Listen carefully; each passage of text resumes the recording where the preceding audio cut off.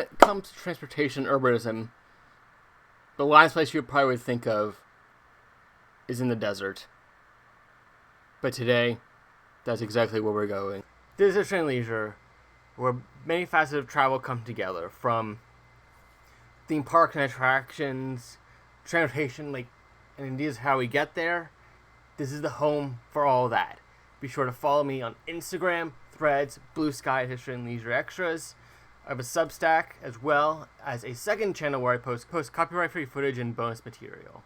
Valley Metro's New York City was officially established in 1993, but the Regional Public Transportation Authority was established in 1985 and helped out with the cities of Phoenix and Mesa with their transit systems, and then began redoing the system into what we know today. So they have a bus. It's the Zero, which runs on Central Avenue, and how Phoenix is very weird with the street network, where you have streets to the east and avenues to the west. So you have a 3 east on the street and a 3W on the avenue, for example. And the 7s are infamous for being very strody. City Nerd had a good video on that.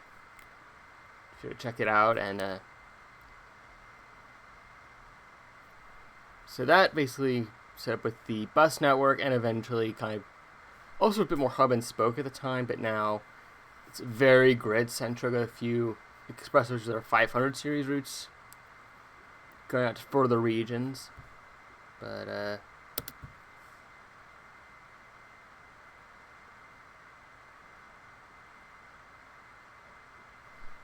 this actually looked into a transition in 1989 with an elevated rail system called Valtrans,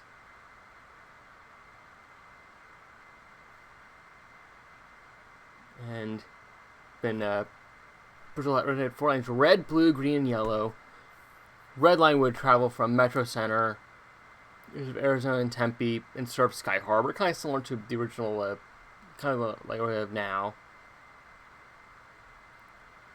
The blue line would travel from South Phoenix downtown along Central Ave, Canalback, and into the Biltmore area, kind of interesting. Both are really upscale. Can get a place in North Carolina. Serve Paradise Mall and the Mayo Clinic. Green line travel from Denver Mall, Desert Sky Mall in West Phoenix, Thompson 81st Street in Scottsdale.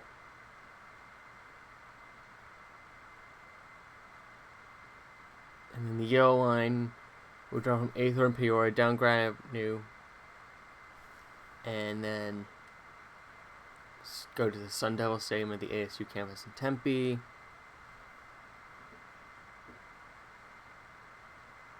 And then main routes would follow Grand Avenue, became more of a time, and also Commuter Line and Chandler Interstate 2 were also part of the proposal, but failed. And then 2000, the existing light rail project got the push needed, and there was another proposition a few years back which brought in extra money to help jumpstart into the direction that this is going in now, with the light rail starting in December 2000, just after Christmas, with the initial segment from 19th and Amabella to downtown Mesa, but did cross in Mesa in the beginning, and reached into Gilbert in May 2019,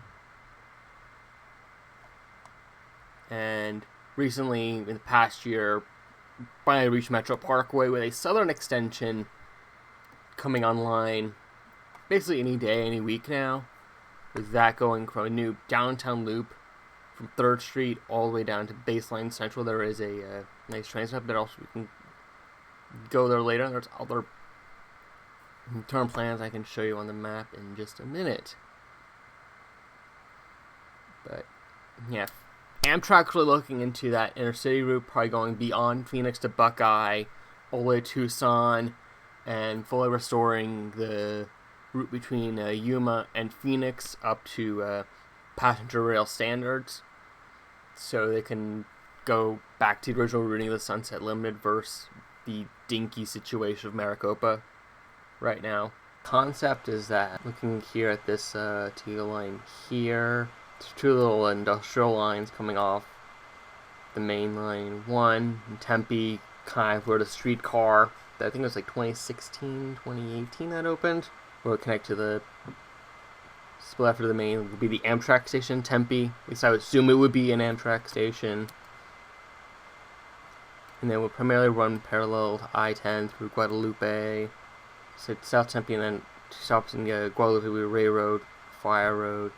So right now the spur ends with a little dog leg just before the Wild Horse Pro Sports Park and the Phoenix Premium Outlets. I did a custom, like, I assume it would be below grade connection, Fire Road, to serve both the Phoenix Premium Outlets and the Wild Horse Pass, because it's a little more like touristy area now. Might make sense. And since I think there's a lot of like natural features in the way, that wouldn't make sense to expand much beyond baseline center. I did add an extra stop there at Mineral Canyon just because we like good for like hiking and stuff, but then you need local bus either across to South Tempe or to serve the outlets. And then I did a feeder bus to Maricopa. And then a whole system in the south. There's a lot of like Native American communities there. Second lane that splits off in Mesa, just because. And then since there's a little little connection, I think it would make sense off before like where the that Mesa branch returns back. I said that most like local should split off to a town called Florence, and there's a little container there, so you could have like shuttles to that as well as feeder bus to Coolidge, just because I think most of them are probably turning at Scranton.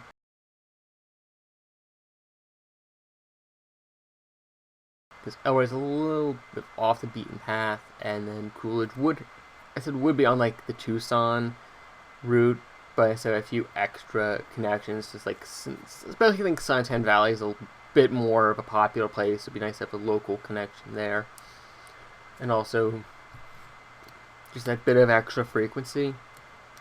But it also put like an idea of just a limited express service.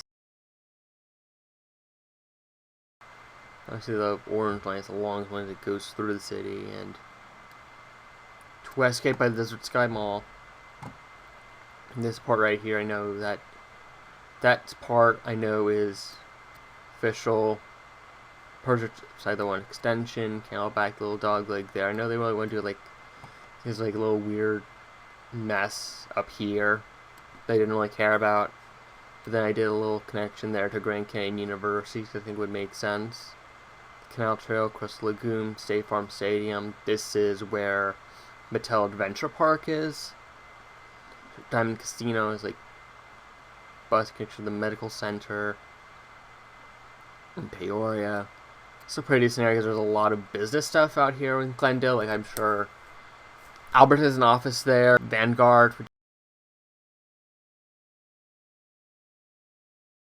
So it's like maybe less than hourly up here outside of peak.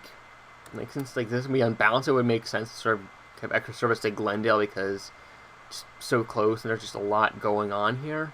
And I just did the bare minimum of stops for Streetcar Mountain, America Arena at the University, Junction Points, 3rd and Mill, Dorsey and Apache. So it's not really good at showing all detail, but I did have a throughway between the two major cities of Phoenix and Flagstaff.